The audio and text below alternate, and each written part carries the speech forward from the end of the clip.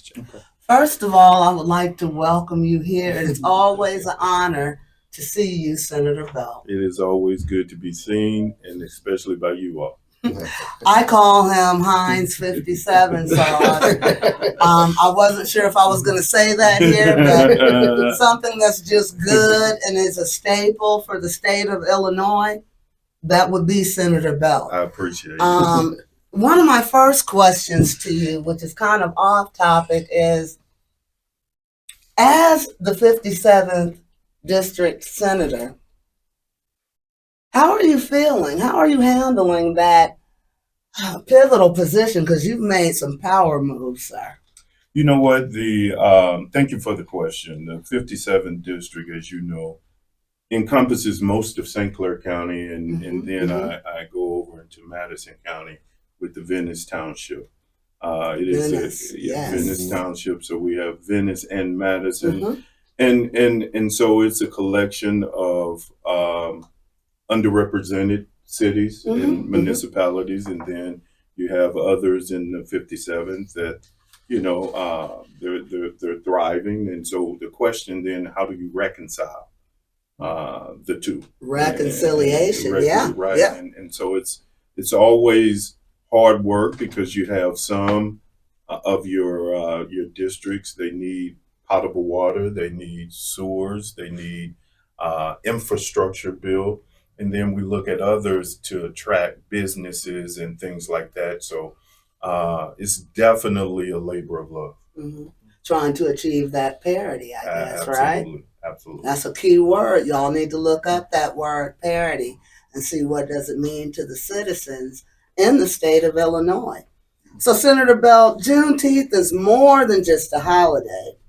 It's a symbol of freedom, resilience, and the ongoing fight for justice. In your view, why is Juneteenth still relevant today? And what can we do to ensure it remains meaningful beyond just a day of recognition? Listen, Juneteenth is more relevant. It's relevant now than ever before. Hear, hear. And hear. All you got to do is look, and you'll see that there is an attack on gains made. Yes. Coming out of the civil rights movement. And you go back to what Juneteenth really represented, right? It was really, in this country, the official ending of slavery. Yes. Right? Yes. That's, it's funny, everything is so instant today. You can send a text, hit, and it could go across the world, right? But the Emancipation Proclamation didn't make it to Texas. And so they had to continue to endure those the horrors of the peculiar institution, right?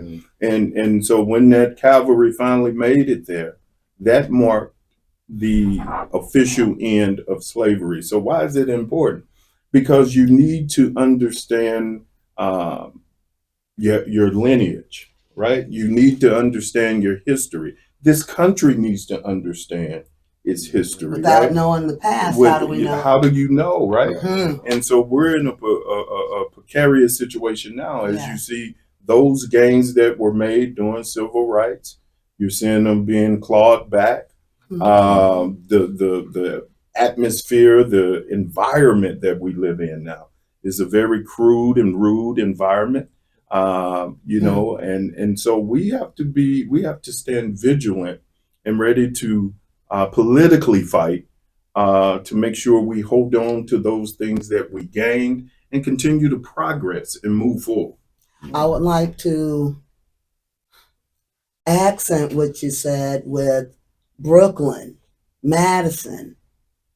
We have to think about the whole Illinois, right? Because we're only as strong as the weakest link. And if the God that we serve is good enough, and if Heinz 57 is as good as he is, people like Mother Baltimore that we should keep highlighted. You brought up Brooklyn. That is the first founded Black community in the country, right? Yeah, it's the oldest African American establishment in this country, right here, 10 minutes up the road. Yes, it is. And what a legacy, sir. Right. And I know you're there now making some power moves for Brooklyn, right? Right. Right. Absolutely. Big ups to Mayor Vera Banks. Most Yeah, definitely. And I would like to thank both you guys personally for sharing some of those hard facts about Juneteenth. So it's not a day just for us to celebrate and not understand the history. So thank you guys both for that, because I really think there's a lack of understanding within our community of what Juneteenth really is. What is the real history of it? What are we standing for? What are we steady fighting for to this day? So I thank you for pointing out those vital steps of how we on how we got here today and why we must continue to strive for that. I think that's a very good point. Now Illinois, you guys were responsible, Yes. and so we had it as a holiday, a state holiday, Yes, right? sir. And then the federal came behind it, but you can't lose sight of the fact, because you got the day off, or it's a holiday, and and it's a day of families coming together, or whatever it is. Do not lose sight of why. It's always important to understand the why. And so again, you got to be able to tie your lineage, the reason, and fast forward to today. And so that's the goal. And we thank you for your instrumental help, when we were getting it to be a holiday in Illinois first, before the national holiday. And we just thank you for that effort, man. Appreciate you. We were in that room with you when the bill got signed. You're right. Pushing our way to the front. You're absolutely right. I remember it like it was yesterday. Yes, sir. Yes, sir. And we thank you for that. You are a mentor for a lot of us. I appreciate you are, man. You are. I appreciate you. But let's go back to those smaller communities of Black and Brown. We're speaking about Brooklyn in particular, East St. Louis, Cahokia, and all the rest of the Black and Brown communities, underserved communities in the state. When you think about the lack of resources, the availabilities that are not present in the classroom, from your perspective, what do you think can be done from both the parental level and the political level? Well, on the parental level, you just have to get involved, right? And it sounds so easy, and I know it's harder than what it sounds, but you have to vote. You have to vote on the local level. You have to vote on the county level. You have to vote on the state level, and you have to vote on the federal level. Then once you vote, you have to show up. It's not enough just to vote. That's right. Then you have to start attending meetings, right? Absolutely. The people you put on the school board, the people you put in the state house, the people you put at the county board, the people you put in Congress, and you hold them accountable. And those questions that you have, ask them. Get on their calendar and ask them, why is it such and such and such, right? But you have to vote. In Illinois, we do a really good job. We do a good job of making sure that in every budget that I've been a part of, the $350 million evidence-based funding goes into the budget, right? One of the most one of the biggest reasons why I vote on the budget is because that $350 million is in there. Now we can argue and say, could it be more? It could always be more. But at the very foundational level is the $350 million is in there. And what that $350 million does is goes to the schools farthest away from adequacy, right? Those who need it the most. And that's in an urban setting and that's in a rural setting. See, oftentimes people tend to think that those schools who need it the most only represent Black folk. But it's those dollars go to wherever you need it the most. The formula is set that those farthest away from adequacy will get the biggest amount of the pot, right? It's not perfect, but it's a step in the right direction. Yeah. And so that's what we need to do. You gotta show up at the polls, and then you continue to do it. Follow up with your electeds and go forward. Parents, we have to be active, engaged on a day-to-day basis. The senator just said it best. We just can't leave it up to our judicial system, our politicians. We have our responsibilities just as well. And as I'm listening to you, I'm just envisioning, maybe a sandwich because maybe, it's, breakfast time for us. But I'm thinking about how you guys on the top of things and the parents may be in the bottom. In the middle would be organizations like Community Developers, Sustainable Solutions, and then Bridge builders. Bridge builders, totally. So as we bridge the gap, what could organizations like us do to help bridge those gaps, to help connect the parents and the politicians together? Well, you guys do a fantastic job, but so what you do, what you need to continue to do is to promulgate, champion, advocate for programming, for dollars, bring attention to the things that you're doing to electeds, bring attention and why these things are important to the parents that you're encouraging, that you're giving strength to, right? Mhm. I could just point to your Parents' Mentor program, right? I did not know about that program to the level that you guys brought it to me about. And I was the chair of education Yes. for the Senate. Yes. Right. And so once we did a deep dive and I understood that Parents as Mentors empowers parents, right, to get involved and to be active and support their children's education and development. And by doing that, you guys give them training, you guys give them resources, you guys give them opportunities to engage in the classroom and outside of the classroom, right? And right, so all of that becomes a support system for the school district, but more importantly for that child, right? Their child and others, right? And by doing that, then they may get inspired and they may go off and become a support aide, right? Or they may continue to go on and become a teacher, right? And so it's a mutually beneficial program. But if you guys didn't advocate for that, I wouldn't have known as much as I do now about it, right?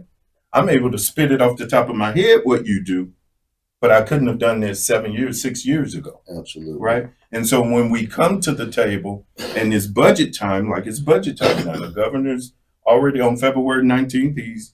He gave his state of the state. He gave his priorities in his budget address. Now we have between that time and statutorily the last day of May, and we're gonna, make cuts and put things in the budget, take things out the budget. But you better have somebody at the table to advocate for parents as mentors. Absolutely. You better have somebody at the table advocating for those programs that you think is important. And let me underscore this. This is why voting for the budget is so important. You're here. Right? That budget is not a perfect document. That budget, I'm never enamored by the budget, but I know my job is to bring resources back to my district. Yes, it And is, so sir. voting for that budget brings all these resources back here, whether it's programming for parents as mentors, whether it's anti-violence dollars, whether it's resources for the community. Those things are important, and you got to vote for it. That's what you send us up there for. Absolutely. Absolutely. I want to highlight again, if we're talking about one of the first, the first founded community from Mother Baltimore, from Brooklyn Lovejoy to the heart of your footprint. We not only need to be accountable as individuals, but also be awake to some of the systems that are in place that we're asking to change. We're fighting against wrong narratives. We don't want to talk about, we're no longer talking about it being a human race and then we have an animal kingdom. No, we're talking about a human race now as a African race, somebody who's from Canada, somebody from Peru. No, we need to come back together because it was us together that fought to end slavery, that fought for many things that make us thrive in our community. So I would like to explore further that idea of us working together inclusively and busting through that system that says that we can't, because that system now is trying to jumble education while we're dealing with critical race theory, but now we're jumbling the right to thrive in an educational setting with something like DEI. Yeah. Well, DEI is one of those systems where they put a black face on it. But you know, the top two categories of people, subcategories who benefit the most from DEI would be white women and Asians. Yeah. Right. But yet we carry that burden on our shoulder that it's a because it came out of the affirmative action era, right? It's got to do with us. It's a black folk policy, and that's just not the case. You know, but the dismantling of programming or policies that advocate putting people at the table who otherwise wouldn't be at the table, not because of a race or gender, but because they're duly qualified, Right. Overly qualified. I don't think should be abandoned. We should embrace them more, right?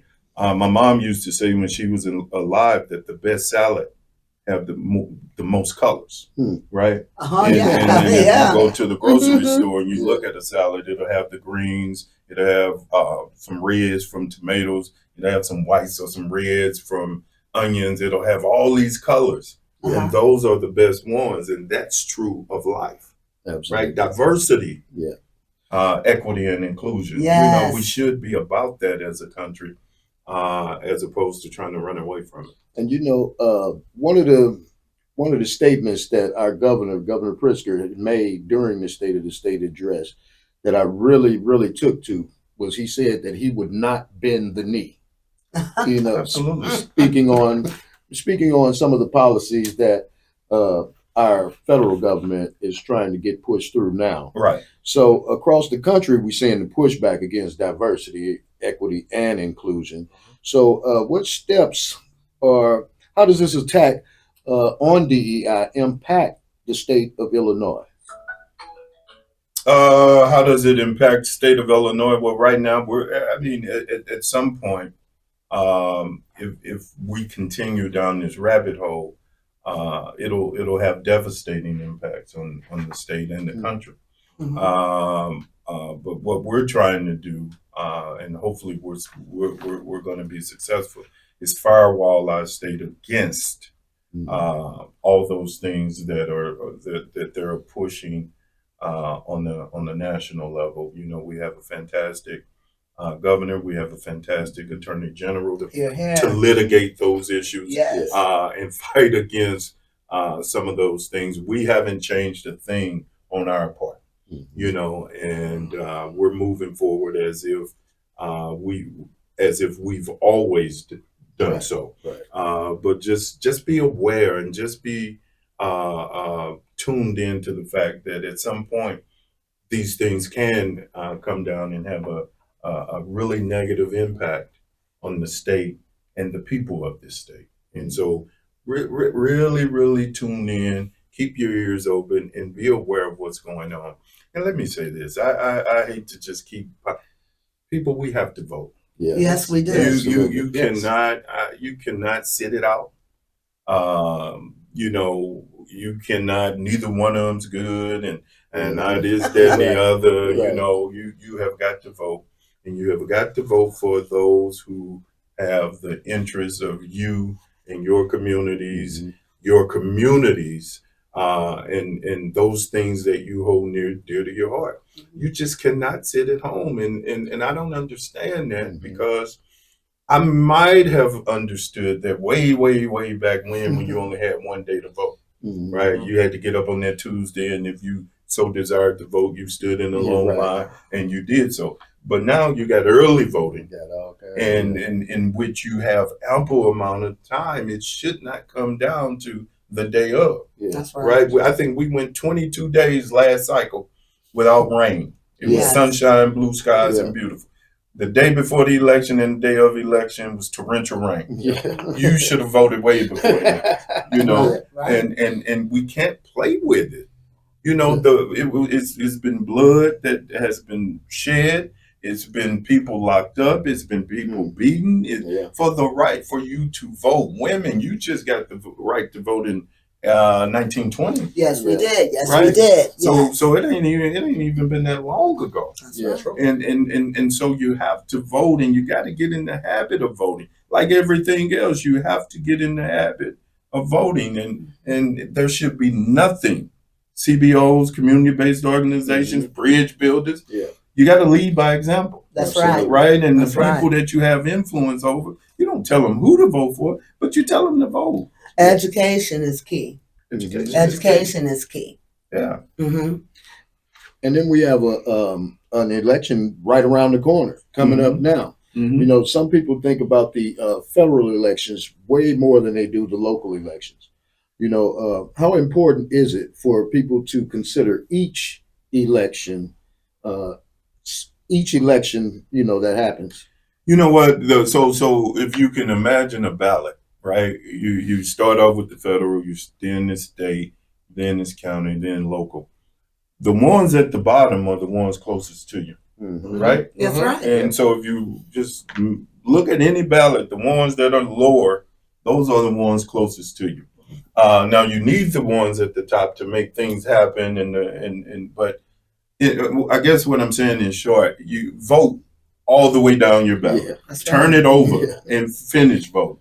You know, and look, years and years ago, you probably didn't know what this candidate was doing, what this candidate was doing, what this listen.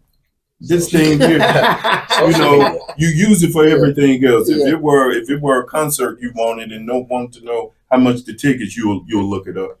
Your voting should be that. I mean, we don't vote, That's right. right? Mhm. We don't even take part in the census, you know, and that's insane to me. Yeah, You it know, is. because if you want to change your community, then at the very least answer the questions on the census that's tied into the money that comes into your community for school, for infrastructure and roads and all the things that you have going on that comes along once every 10 years. Now we're gearing up, I think it's in 2030, there'll be another census. Yes. We have to answer that call and say, hey, I'm accounted for. Hey, it's 2 people on your lease, but you got 5 in the house. You can give account for all 5. Yeah. There is a federal law that prohibits the census taker from going back calling your landlord saying, hey, Chris That's Belt correct. got 2 on the lease, but he got 5 in the house. You can't do that. That's right. Right? So give an account, an accurate account of who you have in your house. You know, so your city, your municipality can get funds for it. Right. You know, and so all these things, but it comes about with education. And to answer your question earlier about community-based organizations, Wow. bridge builders, that's your job, you know, because you have impact on the ground level with so many people. And so you and that's the church's issue. You know, this ain't a bipartisan issue. This just churches empowering people, telling them, because when the pastor says it holds it priority, his congregants hold it priority. That's right. You know, so we have to get back and really do a better job of educating and empowering our residents, our constituents to get out there to vote. I'm telling you, our senator of the 57th district of the state of Illinois is something and someone that you need to know. He's something like a phenomenon is what he is, because for those who have ears, let you hear. Education is the key. Why do we have education? Why is there an educational system? That will help you begin to improve the educational system. They wanted it so that you could conform to the community. You want it, and we want it, so that you can begin to thrive in your community. There's a difference.